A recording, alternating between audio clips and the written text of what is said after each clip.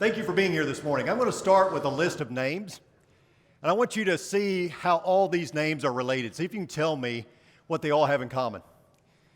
Simeon II from Bulgaria, Franz, Duke of Bavaria, Prince Lika of Albania, Maximilian of Baden, and Karl von Habsburg of Croatia.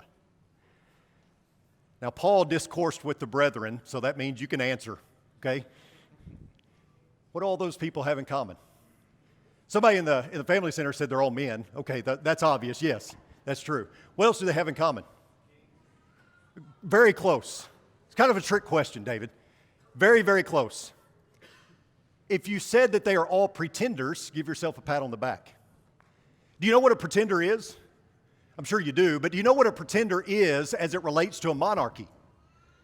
A pretender is someone who believes they have a rightful spot on the throne, and that throne is currently occupied by somebody else, or maybe it's not occupied, but they think that they have a rightful spot on that throne, but they're not considered for it. We actually have a pretender in the United States. There's a guy living in Colorado that believes that he is the rightful heir to the throne of Wales. He believes he is the king of Wales, and he is petitioning for that position. A pretender is simply someone who believes they have a rightful place on a throne, and it's not being acknowledged. When we talk about Jesus as the King of Kings and Lord of Lords, there are a lot of details surrounding his royalty and his rule and his reign. But one thing that is absolutely clear and cannot be debated is that he is absolutely no pretender. No pretender. Make no mistake about it, his place is on the throne. However, that doesn't mean that everyone acknowledges this fact. There are some that still refuse to bow before the throne of Jesus Christ. Look with me at Exodus chapter 19. Exodus 19, beginning in verse 3. Moses went up to God, and the Lord called to him from the mountain, saying, "Thus you shall say to the house of Jacob, and tell the sons of Israel, you yourselves have seen what I did to the Egyptians, and how I bore you on eagle's wings and brought you to myself. Now then, if you will indeed obey my voice and keep my covenant, then you shall be my own possession among all the peoples, for all the earth is mine. And you shall be to me a kingdom of priests and a holy nation. These are the words that you shall speak to the sons of Israel." You know what's happening here? God is establishing his covenant with a chosen people, with the nation of Israel. You can read further and see how God instructs Moses to consecrate the people. Moses goes up to Mount Sinai and receives the 10 Commandments. But I also want you to notice, pay careful attention to verse 6. "And you shall be to me a kingdom of priests and a holy nation." God is setting himself up as king of Israel. He is setting Israel apart as a special kingdom filled with priests and a holy people. The word kingdom assumes some things. It assumes a king, but it also assumes some other things. In fact, if you're going to have a kingdom, you have to have 4 ingredients. You have to have a king, you have to have subjects, you have to have law, and you have to have territory. And if you don't have those 4 things, then you can't rightfully call whatever it is that you're instituting a kingdom. It has to have those 4 ingredients. If a kingdom is missing any one of these, it cannot rightly be referred to as a kingdom. The king is the source of all rule and power. He hands down the laws and the decrees. This is how a king declares his will. And within the boundaries of this kingdom, he is the ultimate authority. The role of the citizens is to submit to the reign and rule of the king and follow his will. Now, we know that Israel had the best king. The best king they could ever have hoped for, yet they constantly face turmoil because of their refusal to submit to the king's rule and reign. How many of you had great parents growing up, even though you didn't recognize it at the time? Maybe at the time you thought that they were rather overbearing. Maybe you thought that their goal in life was to make your life miserable. But as you got older, especially after you had your own kids, you started singing the same tune, didn't you? You found yourself saying the exact same things they said, and it scared you a little bit. But you came to realize that maybe your parents weren't as overbearing and tyrannical as you thought they were. That maybe, just maybe, they had your best interest at heart. They weren't dictators. They loved you. God only wanted what was best for his children. Even though they couldn't see it always, He was not doing what he was doing to satisfy his massive ego or to keep his thumb on Israel. It was for their own good. He wanted them to thrive, but over and over again, they failed. And their failures were the direct result of refusing to bow to the king. Did you ever say to your mom or dad, I wish I had different parents? Maybe your kids have said that to you. Maybe they didn't fully mean it.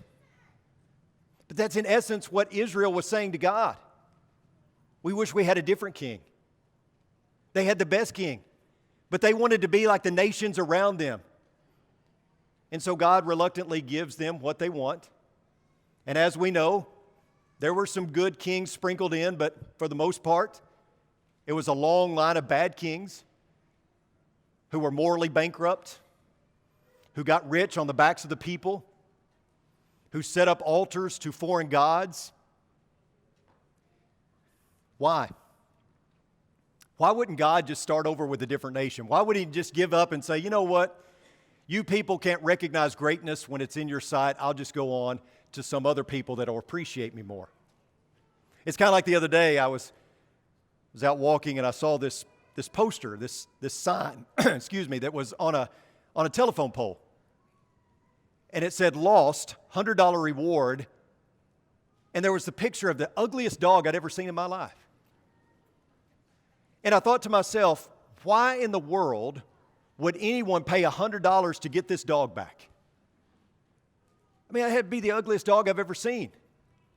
Why would you want that dog? And then I, quickly realized that, you know why they want the dog? Because they love the dog.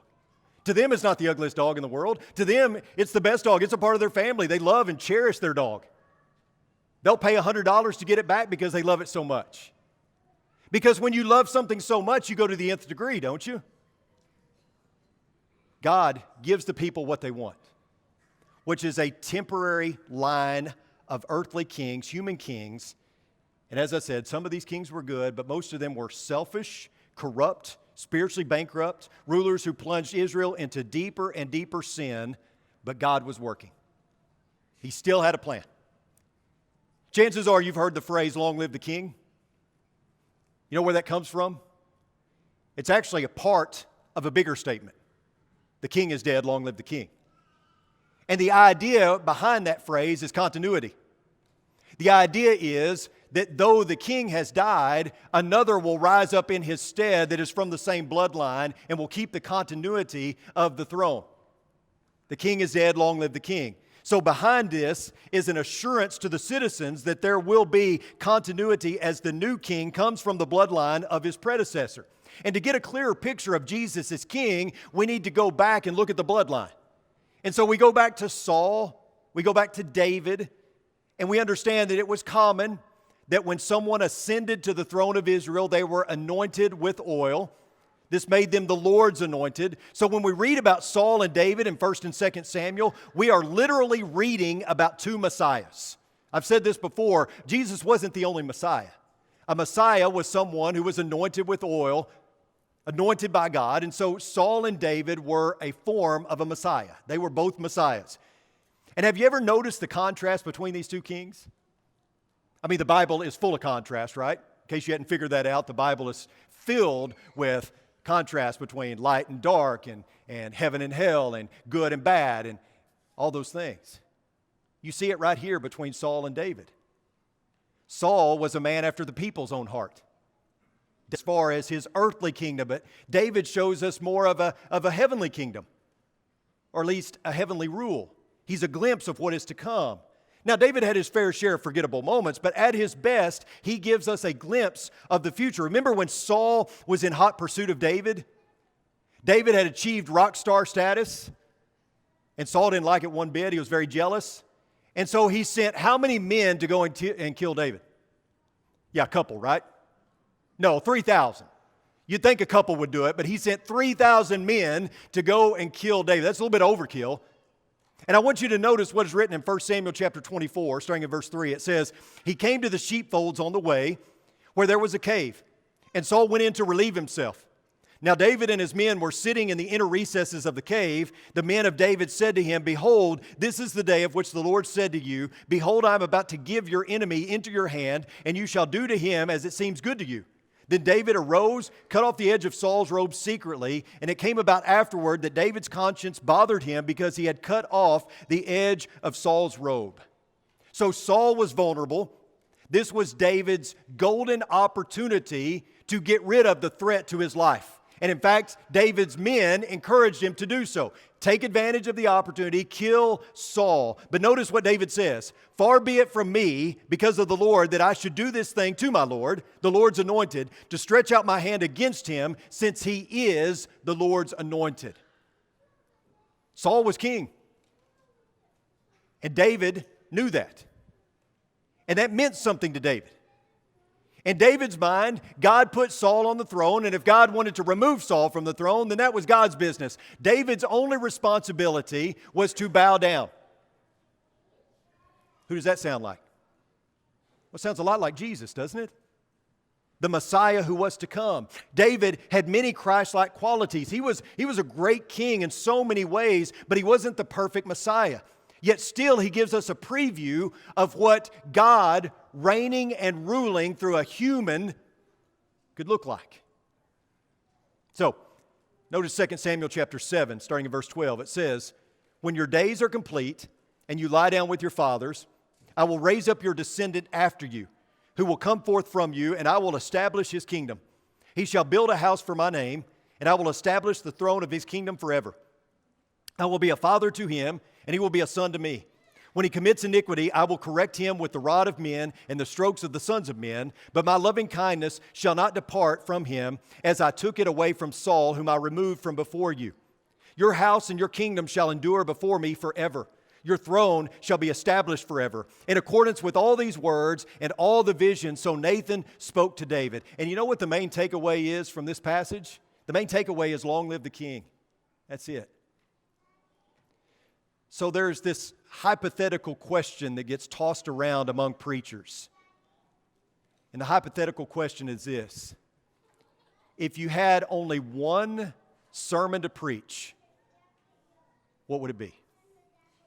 If you knew you were going to die and you had only one message to deliver, what would the topic be? And I think mine would be on why men should wear suits and ties to worship and women should wear dresses. I mean, I think that's... You laugh, thank you. I think they thought I was serious over in the family center. I'm not serious. If I were going to deliver one last sermon, if I had only one sermon to preach, I would preach Acts 2. And you say, well, of course, Acts 2:38, baptism. No, not exactly.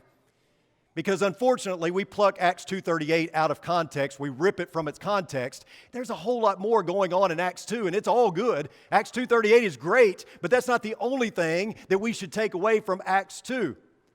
We tend to think that the Jews were way off base in their thinking about the coming Messiah, but they weren't that far off base. They knew the Old Testament scriptures. They knew what it was pointing to. They knew that the Messiah was to come. Where they got off track is in the way that God was going to bring it about. Because as you've heard me say before, the Jews at this time believed that God was going to send a valiant warrior, a deliverer who would overthrow Caesar and anyone else who opposed his rule and reign. He would institute the law of Moses.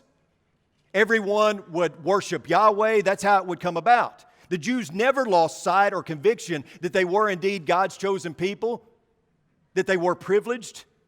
Their history had been riddled with disaster, but they always held out hope that God would intervene. And so they waited, and when their king finally arrived, guess what? They didn't want him. They didn't want him. They wanted a warrior king, but what they got was a good shepherd. Just as God lifted up David from shepherding sheep in Bethlehem to sit on a throne, so God raised up Jesus from the grave to sit on a throne. And this is what Peter is talking about in Acts chapter 2. This is the whole of his sermon in Acts 2. He is telling the Jewish audience that the day that they had longed for is here. It has come, and you're missing it. God has broken into history, and you're completely missing it. Notice Acts 2, starting in verse 29. Brethren, I may confidently say to you regarding the patriarch David that he both died and was buried, and his tomb is with us to this day. And so because he was a prophet and knew that God had sworn to him with an oath to seat one of his descendants on his throne, he looked ahead and spoke of the resurrection of Christ, that he was neither abandoned to Hades, nor did his flesh suffer decay. This Jesus God raised up again, to which we are all witnesses. Therefore, having been exalted to the right hand of God, and having received from the Father the promise of the Holy Spirit, he has poured forth this which you both see and hear. For it was not David who ascended into heaven, but he himself says, the Lord said to my Lord, sit at my right hand, until I make your enemies a footstool for your feet. Therefore, let all the house of Israel know for certain that God has made him both Lord and Christ, this Jesus whom you crucified. Peter says, the Son of David has come to David's city and is now seated on David's throne. But while there's some similarities between David and Jesus, there's some stark differences too. David died and was buried. Peter says, and his tomb is with us to this day. For it was not David who ascended into heaven. That wasn't David, that was Jesus. And David is not Lord in Christ, Peter says. You know what David was? He was foreshadowing of the one true Messiah that was to come. David was a glimpse of a human king whose kingdom was more heavenly in nature. He is foreshadowing of the Christ, but he is not the one true Messiah. Kind of like Hydrox cookies versus Oreos, right? Kind of like Dr. Thunder versus Dr. Pepper. The knockoff may taste okay, maybe a little cheaper, but you get what you pay for. If you want the best, you got to fork over the money, right? When it comes to Jesus as king, he is the best version. Not just a better, he is the best version. He is the one true Messiah that David gave us a glimpse of, but David was an earthly king. Jesus is our forever king. And really, when you think about it, you hear commentators, you hear preachers sometimes say that, Jesus is sitting on David's throne. I don't believe that. Jesus is sitting on his throne. David just kept it warm for him, right? So, let's be clear about the implications of all of this. This is the political season.